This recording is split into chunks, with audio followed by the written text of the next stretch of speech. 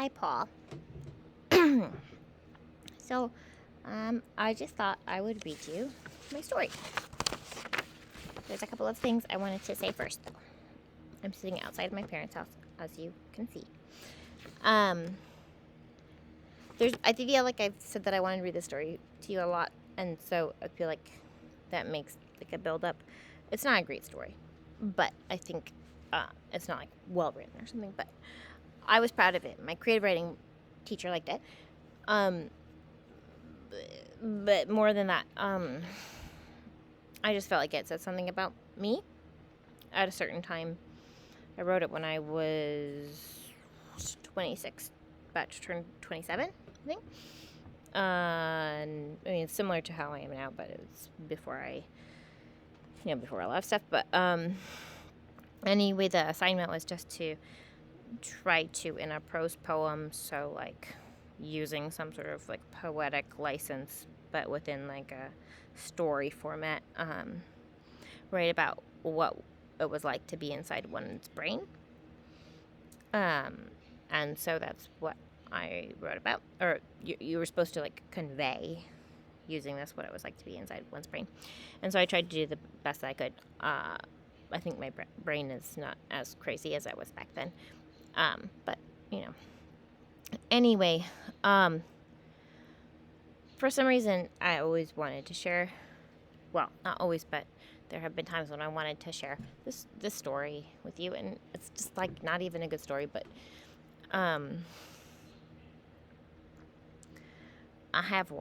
it does say something about me, I think. Maybe it's just something really honest. I don't know. Anyway, I remember sitting before we lived together on a snow berm outside my old apartment, texting you, and we were talking about cats versus dogs. And I said that I prefer cats, but I could really love a dog. And then I told you I once wrote a whole short story about a dog, and that is this story I did have a lot of affection for this dog. And that's all real. So that was the first time that I wanted to tell you about it, and then I kind of forgot about it for a really long time. And then back in like February or March of this year, no, not March, February, probably February of this year, when things were going, when we felt very close to each other, I thought of the last line of the story when I was driving from Mainville to Bloomsburg. I hadn't thought of the story in a long time, and then I thought of this last line, and I thought that maybe that's me and Paul. So that was the second time that I wanted to share. And then the third time was pretty soon after that. That would have been March. It would have been after Kat was clearly in remission. And I wanted to share it with you then because I thought that it illustrated some of my desperation about seeing a person in trouble and wanting to try to save them no matter what. Anyway, but so it's that's just the context. There's a couple of inaccuracies, factual inaccuracies. This is a true story. It's not exactly how my brain is all the time, obviously, but in terms of just like actual facts, a story. My friend in the story is my friend Renee, who I think I've told you about. And the dog is not actually her dog; it's her roommate's dog, and the roommate's dog is named Kelsey. And I really did love this dog. She was very sweet. The mean comments made about the dog are made by Renee. All of those comments are real. The comments made about me and how I'm dressed that I attribute to Renee in the story. I don't call her Renee, but I attribute it to her in the story. Those are actually from my brother. Those are things my brother said. Okay, so I think that's all. So then I'll just read you my story. Hopefully I can see. Sorry about all of this. Okay, so the story is called Cruelty to Animals. Kelsey, my best friend's dog, is a beautiful mess. A Jackson Pollock of an animal. You'd think at first she was a pure breed, lean and pale and spotted brown with gorgeous pain puddles for eyes. But she is, in reality, a mutt. 20 pounds underweight and irrevocably psychologically damaged from abandonment and puppydom, a broken tail that healed a little floppy, and the abortion she underwent when someone finally chose to save her and give her shelter. During storms, Kelsey fears the water, but even worse is her reaction to the thunder. The sky will crack and cry, and there is Kelsey running to the closet where she hides behind a pile of mismatched socks. I think when most people look at Kelsey, all they see is splatter. But to me, she is the walking wounded. You spend too much time comparing yourself to that dog, my friend tells me. Kelsey leans her small, dented hip against me, lowers her head against my ankle, and smells my toes. Her paws can't purchase on the panels of the hardwood floor. She slides. Her legs bow towards each other. Her shaking hip presses even harder against my thigh. She farts. I just think we both have a lot of affection. My friend laughs. This dog drives her to madness. Do you also refuse to take a shit when it rains? No, I tell her, as Kelsey slips against me and I slip a little towards her. Well, then there you go. Maybe I'm not so much like this dog, but I did get drunk last weekend and rode my bike right into a trash can and realized maybe I had problems too. Or if I'm honest, the realization could have been before that. Sometimes when I can't leave my apartment or public bathrooms, or when I can leave the bathroom but have to turn around, walk through the door and towards the mirror, and look just once more to make sure my face is exactly the same as it was before, and also that I did not miss some issue with my own most basic balance. Because I've checked my hair, brushed it, checked it again, looked at the pimple I popped, checked my hair again, peered at my eyebrows, brushed my hair again, and through all of this I've forgotten to examine every single one of my teeth. And then, of course, one's face might always be changing, even as one walks from a mirror to a door. I'd had dreams about my teeth falling out of my mouth and into my hands for a long time. Which my friend tells me means that I am an anxious person. Before one of my teeth, or half of one of my teeth, actually did fall out, leaving a jagged hole in the back of my mouth. Take that, friend, I thought. Now this is vindication. There it was, a broken tooth, something for my tongue to touch whenever I was bored or nervous. I kept the piece of tooth on my desk to show the dentist, hoping maybe he'd just glue it back on with cheap glue instead of fixing it with expensive fake tooth. But then I didn't go to the dentist for a very long time. I grew accustomed to my tooth hole. I even loved it just a little before I lost that little piece of tooth I'd saved, and down on my knees, past my dying hibiscus, picking through the carpet under my desk, it occurred to me that I might have a problem. Actually, the drunken bike into the trash can incident was arguably not my problem. A douchebag was the problem. Riding back from my friend's house, I saw right there through the dark in the block ahead a man in a tropical shirt unbuttoned halfway down his chest, hair gel and khaki pants, a perfect look at me, I am a douchebag ensemble, and I didn't want to hit him, even though he was a douchebag. So I got off my bike, and as I walked slowly past him, he said, "Hey," and I said, "Hey." Then, rankled by those 4 unnecessarily unbuttoned buttons and the many sprigs of unnecessarily hello I am springy chest hair, I tried to save myself by leaping like a wunderkind or a woman, an athlete maybe, back onto the bike. But I hit the garbage can instead. I fell, and then it seemed I kept on falling. The man called from behind me, "Hey, are you wasted?" he asked. And I yelled, very undrunkenly, I thought, "No!" I lay there in that wet grass, and when I finally stopped descending, I jumped up and limped my bike away. The man had sounded angry, more like a father than a criminal, like he wanted to tell me to piece it back together again for fucking fuck's sake. My friend crushes up Benadryl and feeds it to Kelsey the dog from her fingers. Kelsey just presses and presses against my leg like she's trying very hard to fall. Then she slouches and slips towards the hall closet to take a nap on the socks with no mates, and I think we must be meant to be together. When I was 16, I lost a friend to rope and stairs and all the gravity of his own sadness. He had come to me and told me he was not meant for this world and the world was not meant for him, and I listened, but I did not hear him.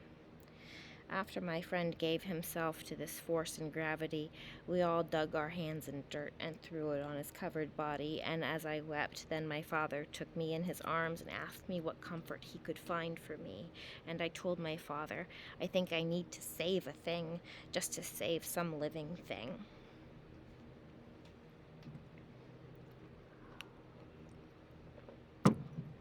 So I bought 2 mice for Remedy. When I asked for the mice, the salesman tilted his head, smiled a big, cluttered grin, teeth like overlapping piano keys, and asked me, "What? Like the kind they feed to snakes?" I told him yes, exactly, the kind they feed to snakes. He led me past blinking glass-bound lizards, which I've read feel genuine affection, and claustrophobic puppies stumbling and clinging to one another in metal cages. And then we stopped before a plastic box of white mice. They were so small and perfect. So these are the mice we call feeders. They're cheaper since they're food. Yes, I told him, I want 2. Male or female? Girls, I guess. He shrugged. Figures. I looked at his well-combed hair, nice tidy ears, thick eyebrows that gathered and split apart above his nose. It was, I thought, a nose that was broken once, a crooked line, a tip pointing just this much left of center. He took a small cardboard box in his right hand and moved his left hand around in the plastic box of mice, looking for females by lifting up their tails. He explained, a bit shyly I think, about testicles, as if I would not know a thing about his process. He blinked at me 1, 2, 3 times before I told him I'd read somewhere the word testicles means little witnesses. He shook his head as he lifted one mouse from the cage. That is really fucking weird. But here's the first girl you wanted. The love that Kelsey the dog expresses is so great, such an immovable force of affection that it manifests like lethargy. But it is not. It is a great passion for correlating kindred transformation. I imagine Kelsey climbing on top of me and just collapsing there on my body like a blanket that's heavy but still 20 pounds underweight. I'm not allowed to have a dog in my apartment, so sometimes I dream of getting a hamster. I put him in my sweater pocket when I hoover the living room floor. But I'm afraid I love my hamster and he won't love me back. He'll probably pee in my pocket, and he won't love me for cleaning his cage, and I'll grow tired of his neglect, and then I'll neglect him too. So then I look at Kelsey and I want to tell my friend that she does not appreciate this gift of so much contingency, this constant act of constant saving. In the pet store, after we spoke of testicles, I asked the salesman, "Will the mice be nice to each other?" I could hear their little feet scraping, pressing against the cardboard, against my palm. "Oh yeah," he said. "They're sisters, you know." I looked inside the box. The sisters hid in little pockets of sawdust and tissue, tiny red eyes opening and closing.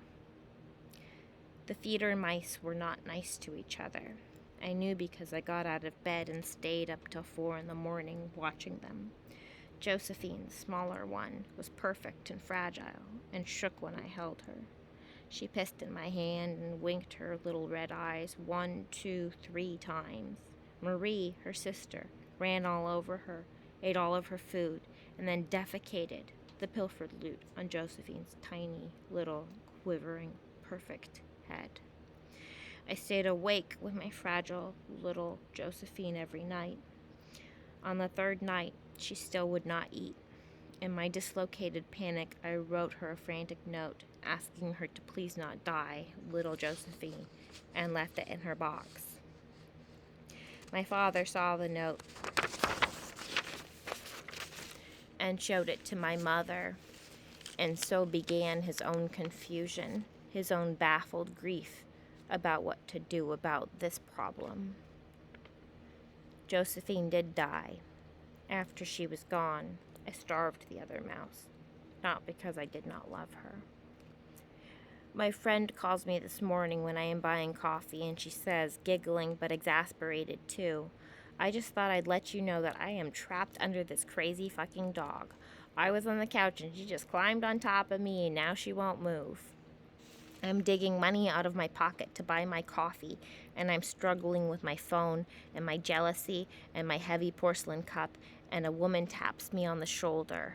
Miss, the woman says, bending to retrieve something fallen on the floor, you dropped your salt packet.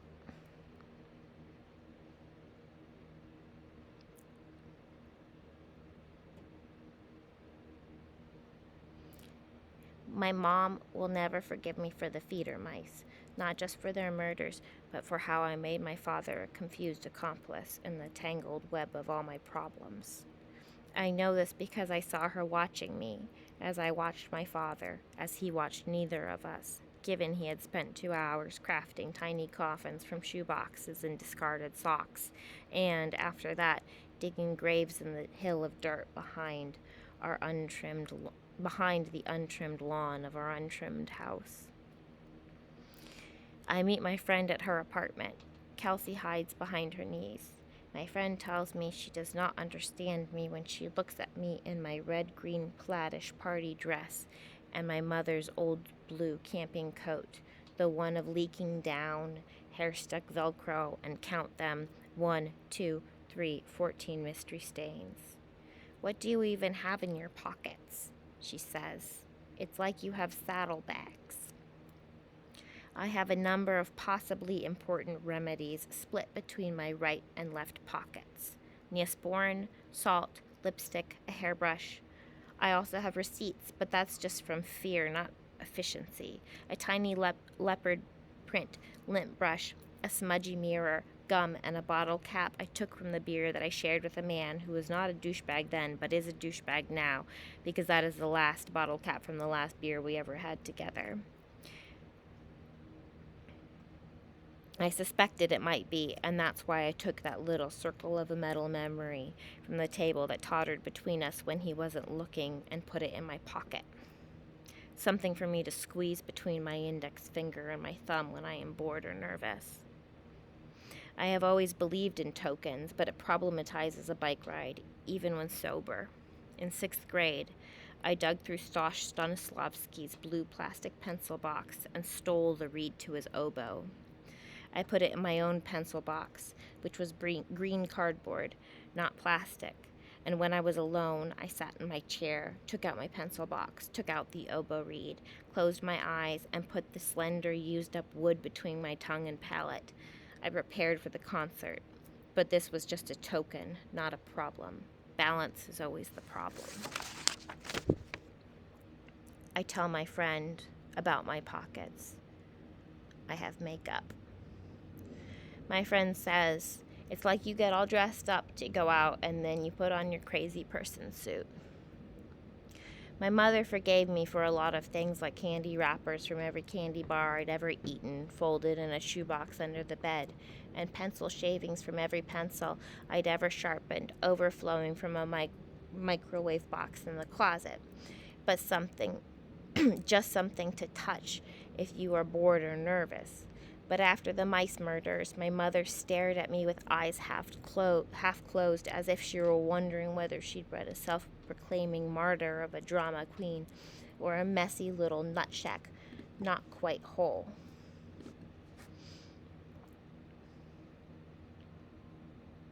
An abstract expressionist discombobulation of a daughter. My friend would think that this would make me unfit to care for life. She would tell me you cannot kill for lack of loving or steal for fear of losing. It is not my right, even if it is just a bottle cap, the saliva-softened prelude to a concert, a mouse I meant to save as she killed her very own sister. But none of this would happen with Kelsey, because we would complete each other up with care and need and perfect balance. I will tell my friend that I'm an adult now, and if my friend would just give me Kelsey, that dog and I would be just fine. No one will know Kelsey is even in my apartment because I'll hide her really well, just like a Band-Aid or salt packet inside of my pocket. When the sky is dark and full of terror, Kelsey will bark tropical crusty-haired douchebags away, and I will no longer ride into trash cans and fall before I just keep on falling. When it rains, Kelsey will lie on me, and I'll wrap both arms around her almost broken rib cage until the storm is gone. We'll stand up. I'll empty my pockets of every worthless remedy, take Kelsey outside, and finally she'll bend and shit, and we'll have weathered it all together. The world will be so filled with love. We won't need for anything anymore. Kelsey will be my blanket, and I will be her pile of mismatched socks.